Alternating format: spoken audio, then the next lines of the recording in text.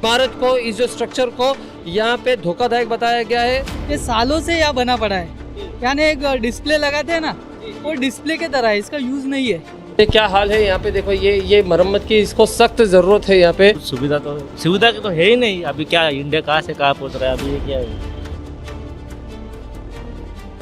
पहले तो आप जाके वॉशरूम चेक कीजिए, अगर 5 मिनट में आप मास्क बिना लगाए बाहर नहीं आए ना तो मेरा नाम बदल दीजिएगा। ये तो पहली सुविधा है। पूरे कहाँ पे किस तरह से फट गया है पूरा जो स्लैब है, वो अगर आपको दिखेगा पिलर के अंदर की जो शीतल जल बोल रहे, तो यार जल नहीं तो शीतल का सवाल ही जल ही नहीं तो शीतल फंस हाँ। होगा।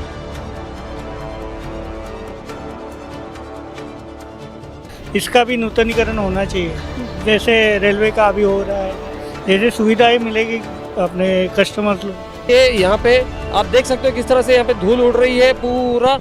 हुदा स्कूल के मैनेजमेंट द्वारा स्टार्ट किया गया है नया degree college, RB college of arts, science and commerce, जहाँ साल 2026-27 के लिए एडमिशन स्टार्ट हो गए हैं। स्पेशल कोर्सेज है BSc IT, BSc data science, bachelors in accounts and finance, BSc in biotechnology. College में स्टूडेंट्स के लिए स्पोर्ट्स से लेकर लाइब्रेरी तक हर फैसिलिटी अवेलेबल है। साथ ही experience faculty for the best guidance. Only at RB College of Arts, Science and Commerce. Managed by Huda English School and Junior College. At Bhandari Compound, near Muthoot Finance, Narpoli, Bhiwandi. The voice का coupon code use करके आपको मिलेगा admission fees पर 10% का discount. ये offer 25 मई तक available है। Bhiwandi bus depot के नवीनीकरण के लिए राज्य सरकार से 14 करोड़ की मंजूरी। सांसद बाल्या मामा के प्रयास लाया रंग। भिवंडी बस डिपो की इमारत के नवीनीकरण के लिए राज्य सरकार ने 14 करोड़ 18 लाख रुपए की निधि मंजूर की है। भिवंडी बस डिपो की जर्जर हालत को लेकर नागरिकों ने सांसद सुरेश मात्रे उर्फ बाल्या मामा से शिकायत की थी। नागरिकों की शिकायत पर संज्ञान लेते हुए सांसद बाल्या मामा ने राज्य के परिवहन मंत्री प्रताप सरनाईक से मुलाकात कर बस डिपो के नवीनीकरण के संबंध में लिखित पत्र दिया था। इसके बाद उन्होंने इस मामले में परिवहन मंत्री सरनाईक और राज्य के मुख्यमंत्री देवेंद्र फडणवीस से लगातार पैरवी की थी।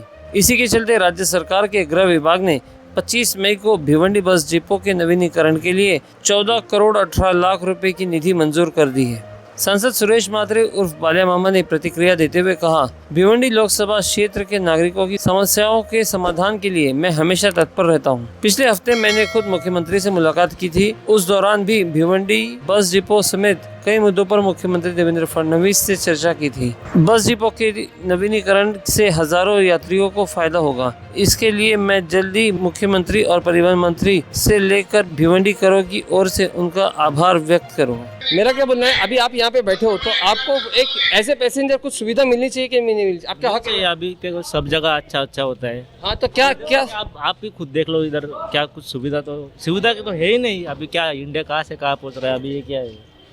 आप इसीलिए हम आए, वही जानने के लिए हम आए कि आपको क्या लगता है कि क्या सुविधा एक मिलनी चाहिए। पहली बात तो है अभी कि बस टाइम पे तो नहीं आती है कोई भी। ये तो बेसिक क्या है कि जो टाइम पे आए वो टाइम पे पहुंचना चाहिए। तो ये तो पहला ही पॉइंट। हाँ, मैं ये क्या बोल रहा हूँ, बस अगर टाइम पे नहीं आती तो जो वेटिंग पीरियड होता है यहाँ पे पैसेंजर को, तो कम से कम उसका वेटिंग पीरियड तो अच्छा जाए, शांति से जाए, है कि नहीं। तो ये एक मेरे हिसाब से ये एक बेसिक पॉइंट होना चाहिए कि बैठने की सुविधा या पानी पीने की या एक कम से कम पंखे वगैरह की। क्या लग रहा है?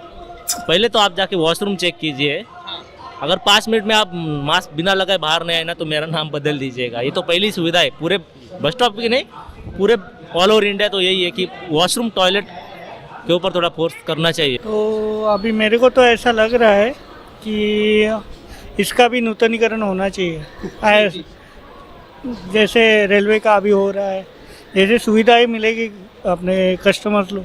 मतलब प्राइवेटाइजेशन होगा तो फिर जाएगा, तो फैसिलिटी मिलेगी। आप कहाँ से आए? मैं अनगांव से आया हूँ, इधर से 7 किलोमीटर दूर गाँव है हमारा अनगांव। डेली ट्रैवल करते हो? डेली ट्रैवल करता हूँ। तो क्या कहना चाहेंगे आप यहाँ के एसटी स्टैंड के बारे में या यहाँ के मैनेजमेंट के बारे में? एक्चुअली यहाँ का सिस्टम तो पब्लिक के लिए अच्छा नहीं है।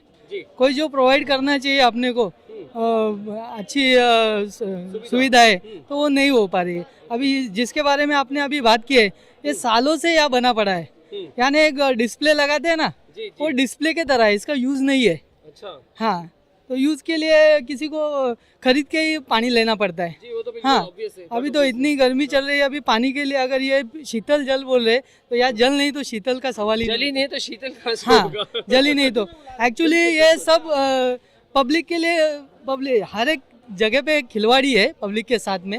एक्चुअली लोगों को बहुत दिक्कतें होती है, गाड़ियाँ टाइम पे नहीं रहती है,